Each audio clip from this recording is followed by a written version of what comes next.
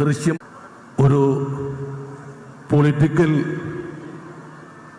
സിനിമയുടെ, ത്രില്ലർ സിനിമയുടെ, ദൃശ്യം 3 പോലുള്ള സിനിമയുടെ ക്ലൈമാക്സ് പോലെ ഏകദേശം 10 ദിവസത്തോളം നമ്മളെ മുൾമുനയിൽ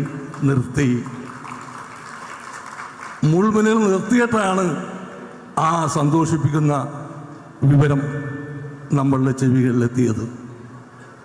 ഏതായാലും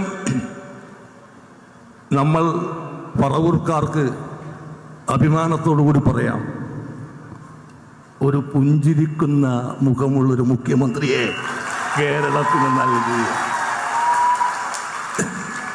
ഞാനിപ്പോ ആലോചിക്കുന്നത് ഇത് നേരെ ഓപ്പോസിറ്റായിരുന്നു കരുതുക. നേരെ ഓപ്പോസിറ്റ്. 102 സീറ്റില്ല. കഴിഞ്ഞ വർഷത്തെ പോലെ സീറ്റുകൾ വന്നാൽ സതീഷ് ചേട്ടൻ്റെ അവസ്ഥ എന്തായിരുന്നേനെ ഒന്ന് ആലോചിച്ച് നോക്കുക. അപ്പം അത്രയും റിസ്ക് എടുത്തിട്ട് എൻ്റെ ഭാവി പോലും കണക്കാക്കാതെ അദ്ദേഹം എടുത്ത വെല്ലുവിളികൾ, അതിന് അഭിനന്ദിക്കാതെ വയ്യ. ഞാൻ ഒരുപാട് സ്ഥലത്ത് ഞാനും പറഞ്ഞിട്ടുണ്ട് 100 സീറ്റ് കിട്ടും 100 സീറ്റ് കിട്ടുമെന്ന് എല്ലാ പ്രധാന സ്ഥലങ്ങളിലും പറഞ്ഞിട്ടുണ്ട്. പക്ഷെ അതെല്ലാം വി.ഡി. സതീശൻ എന്ന നേതാവിൻ്റെ ഒരു ചങ്കൂറ്റം കൊണ്ടായിരുന്നു. മനോരമയിൽ പത്രത്തിൽ തന്നെ വിളിച്ചിട്ട് പറഞ്ഞു, ഇങ്ങനെ വി.ഡി. സതീശനാണ് മുഖ്യമന്ത്രി സ്ഥാനത്തേക്ക് വരുന്നതെന്ന് കേൾക്കുന്നുണ്ട്. അപ്പോൾ നിങ്ങൾ പരിചയമുള്ളതിൻ്റെ പേരിൽ ഒരു ഓർമ്മ ഒന്ന് എഴുതണമെന്ന് പറഞ്ഞു. അപ്പോൾ മറ്റന്നാളാണ് വന്നെങ്കിൽ ഇന്നാണ് അവർ വിളിക്കണത്. അപ്പോൾ ഞാൻ പറഞ്ഞു, ഹോസ്പിറ്റലിൽ ചെക്കപ്പിന് പോകണം, ഞാൻ ഇന്ന് തന്നെ എഴുതി തരാമെന്ന് പറഞ്ഞു. അന്ന് പ്രഖ്യാപിച്ചിട്ടില്ല. അപ്പോൾ പറഞ്ഞു ഇന്ന് വേണ്ട, നാളെ മതി. ഞാൻ പറഞ്ഞു നാളെ പറ്റൂല, ഞാൻ ഹോസ്പിറ്റലിൽ പോകണം എനിക്ക്. അങ്ങനെ അന്ന് തന്നെ എഴുതി ഞാനത് അയച്ചു കൊടുത്തു, മനോരമയിലേക്ക് അയച്ചു കൊടുത്തു. അപ്പോൾ അവർ പറഞ്ഞത് പ്രസിദ്ധീകരിക്കാൻ പറ്റുമോ?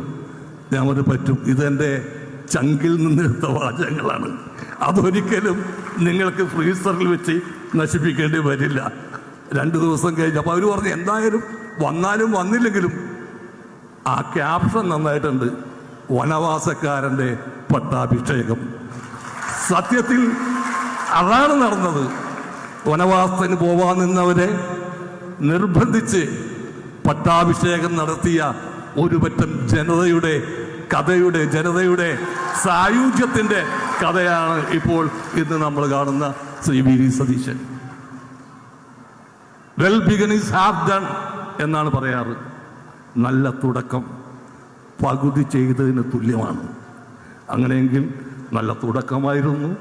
അതിമനോഹരമായിട്ട് ഇനിയുള്ള വർഷങ്ങൾ പോകട്ടെ എന്ന് ആശംസിച്ചുകൊണ്ട് ഈ പുഞ്ചിരി, അദ്ദേഹത്തിൻ്റെ മുഖത്തുള്ള ഈ പുഞ്ചിരി, പാൽപുഞ്ചിരി എന്ന് പറയാം, അത് മായാതെ തുടർച്ചയായി സൂക്ഷിച്ച് മുന്നോട്ട് പോകാൻ എല്ലാവിധ ആശംസകളും നേർന്നുകൊണ്ട് വാക്കുകൾ ഉപസംഹരിക്കുന്നു. നന്ദി സലീമേട്ട.